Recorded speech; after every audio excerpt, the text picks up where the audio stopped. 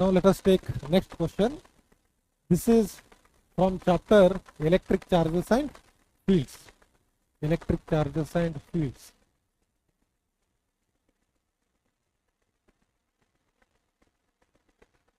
Electric charges and fields. ಇದು question KCET 2026 ಲಿಂದ ತಗೊಂಡೈತಿ. KCET 2026. ಇದು ಸಿಂಪಲ್ ಕ್ವಶನ್ ಏನಿದೆ, consider 3 point charges -2q, q and -q and 3 surfaces S1, S2 and S3 as shown in the figure. ಇಲ್ಲಿ ನೋಡ್ರಿ figure ಒಳಗ 3 charges ಅದಾವ, -2q, +q and -q and 3 surfaces S1, S2 and S3 as shown in the figure. Match the entries of list A. ಇಲ್ಲಿ ಎರಡು list ಅದಾವ, list 1 and list 2. Match the entries of list 1 with that of list 2.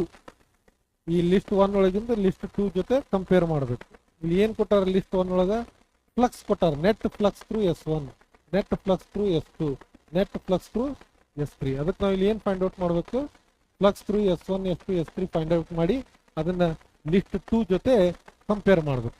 Okay, so ಈಗ net flux ಕಂಡುಹಿಡಿಬೇಕಾದ್ರೆ ಇಲ್ಲಿ ನಾವು ಏನು ಮಾಡ್ತೀವಿ, Gauss ಲಾ apply ಮಾಡ್ತೀವಿ. Electric flux according to Gauss law, electric flux through any closed surface is given by 1 by epsilon naught times total charge enclosed. ನಮಗೆಲ್ಲ ಗೊತ್ತಿದೆ. So ಅದಕ್ಕೀಗ surface 1 ತಗೊಂಡ್ರೆ ಇದು S1. ಈ S1 ಒಳಗೆ ಅಬ್ಸರ್ವ್ ಮಾಡಿದ್ರೆ ಎರಡು ಚಾರ್ಜಸ್ ಇದಾವೆ, -2q and q.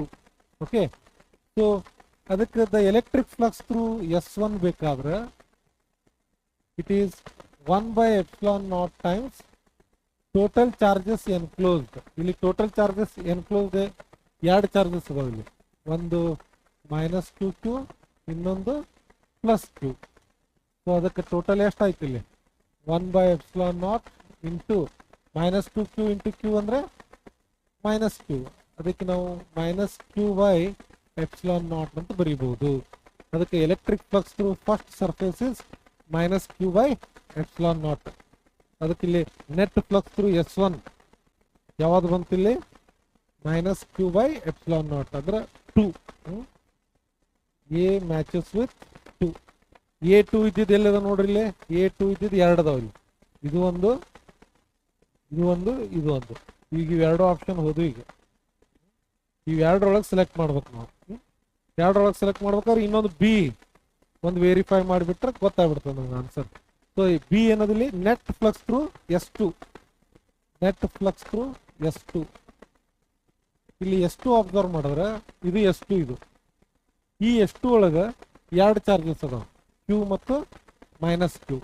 ಅದಕ್ಕೆ ಇಲ್ಲಿ ಎಲೆಕ್ಟ್ರಿಕ್ ಫ್ಲಕ್ಸ್ ಥ್ರೂ S2 ಏನಾಗ್ತದ, 1 by epsilon naught +q, ಇನ್ನೊಂದು -q. ಸೊ +q -q ಏನಾಯ್ತು, 0 ಆಯ್ತು.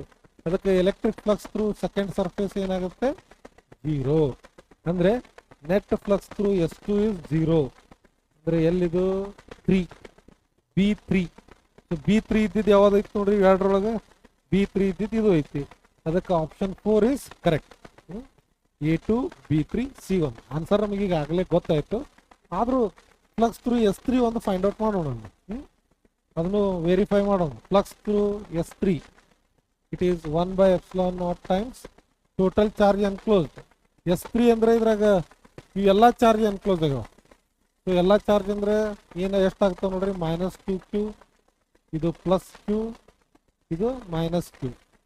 ಸೊ ಟೋಟಲ್ ಎಷ್ಟಾಯ್ತು ಈಗ ಇಲ್ಲಿ, -2q, -q, -3q. -3q +q ಅಂದ್ರೆ ಎಷ್ಟಾಯ್ತು, 1 by epsilon naught times -3q +q ಅಂದ್ರೆ -2q. So we get -2q by epsilon naught. Net flux through S3 is -2q by epsilon naught ಅಂದ್ರೆ ಅದು ಇಲ್ಲಿ ಬರ್ತದೆ 1. ಅದಕ್ಕೆ C1 A2 ಇದ್ರೆ ಅದು option is 4. Sorry, fourth option is correct.